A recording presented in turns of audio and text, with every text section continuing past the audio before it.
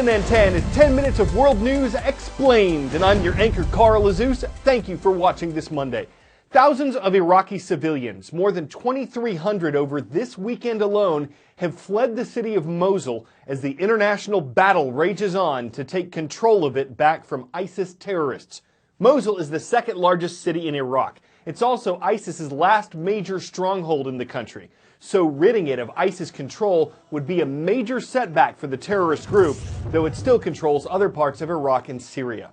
The battle for Mosul's been going on for months. Over the past weekend, dozens of ISIS fighters have been killed in the battle, dozens of civilians have lost their lives, and the toll is cultural as well. The United Nations says ISIS has done a lot of damage to Iraq's heritage, destroying religious and archaeological sites, partly because they don't fit with ISIS's interpretation of Islam, partly because the terrorists have made money by selling Iraq's antiquities on the black market. In the spring of 2015, the extremists meticulously documented their destruction of the ruins of the ancient city of Nimrud. Founded in the 13th century BC. They took their sledgehammers to the city's famous winged bulls, the Lamassu, reducing them to a pile of rubble. Iraqi forces recently retook Nimrud, just south of Mosul. We came to have a look, lone visitors to a lonely hilltop that hasn't seen a tourist in years. The scale of the vandalism that took place here boggles the mind. Only ISIS could turn ruins into ruins. By some estimates in northern Iraq, the extremist group destroyed or severely damaged around 80 sites, archaeological ones like this one, as well as Muslim and Christian shrines. Through the warped lens of ISIS's logic, all idols must be destroyed. Their every action here nothing less than utter contempt for Iraq's rich multi-millennial history. And that includes the remains of the vast Assyrian Empire that once stretched from the Persian Gulf to the Mediterranean Sea, the ruthless superpower of its day. The statues, the cuneiform inscriptions now lie in pieces, exposed to the elements. In ancient Mesopotamia, ordinary structures like houses or shops were made out of mud bricks. With time, they simply turned into dust. But for the statues of the gods and the kings, they used stone. The purpose was that they would last for eternity. That is, until ISIS came along. Archaeologists may someday be able to piece some of this together, but that won't happen until the war against ISIS comes to an end. 10-second trivia. What happens on March 20th, 2017? Is it the vernal equinox, spring solstice, Easter, or St. Patrick's Day? The vernal equinox, aka the first day of spring, is on Monday, March 20th.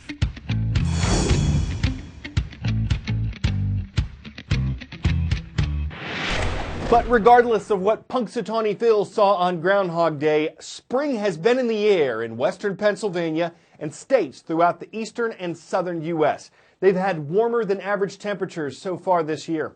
Though there was some heavy snowfall in the American West and North over the weekend during a cold front that made things feel like they normally do in February, thousands of record high temperatures have been recorded this month, contrasted with a few dozen record lows. And forecasters say this week they expect highs of 15 to 20 degrees above average for the east and southeast. Why? One major factor is probably La Nina. It's a natural climate pattern that brings colder than normal ocean surface temperatures to the Pacific, but it results in warmer than normal temperatures in the American South.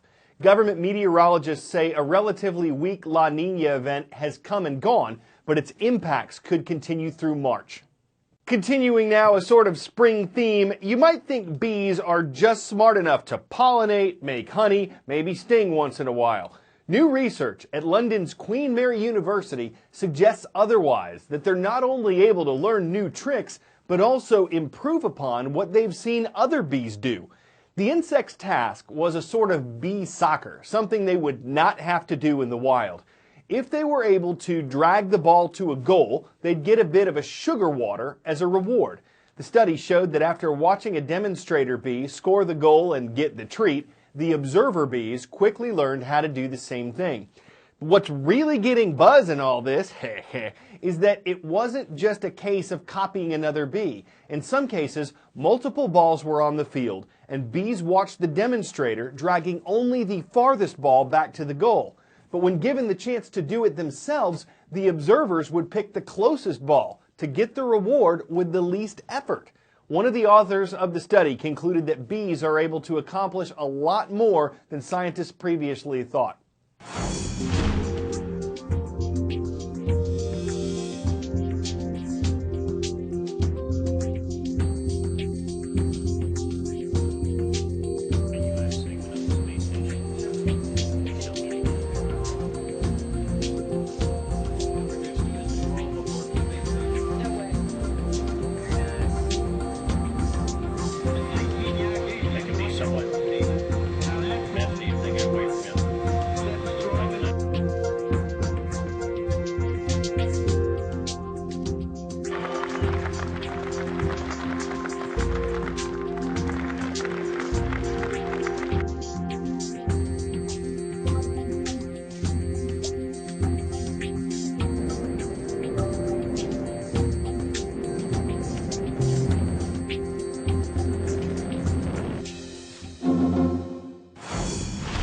One of the twins, Mark Kelly, supports an idea that could lift people into the stratosphere without using a single rocket. The stratosphere is part of Earth's upper atmosphere. It's between around 8 and 30 miles over our heads. And while private space flights are estimated to be in the range of $250,000, a high-altitude balloon flight could lift you up and away for around $75,000, assuming you're not afraid of heights or not going to let that keep you from a pressurized capsule that floats 19 miles into the sky. The projected ride would take an hour or two and give you one out-of-this-world view.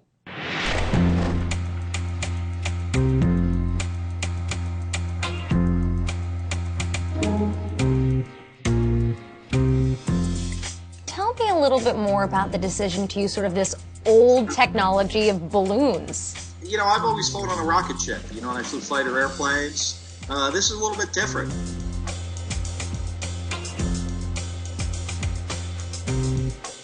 It doesn't have a lot of moving parts, so we feel we could build a system that can carry about 6 passengers up into the stratosphere and do it in a very reliable and hopefully safe way.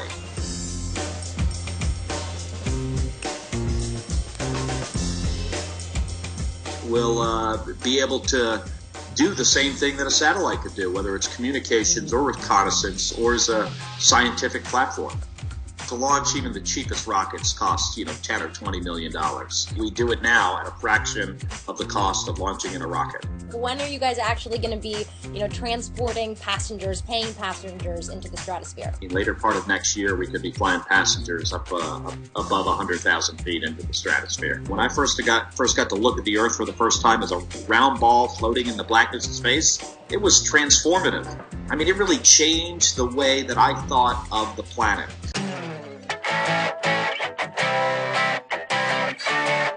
Horses, good. Horses on ice, better. Horse racing on ice, 10 out of 10. Across the frozen lake in Switzerland's St. Moritz, it's jockeys and horses against the elements in what's known as white turf racing. It's held every year and dates back to 1907, and it includes a few different events, one of the more unique ones being skioring, when the animals pull skiers across the snow at speeds as high as 30 miles per hour.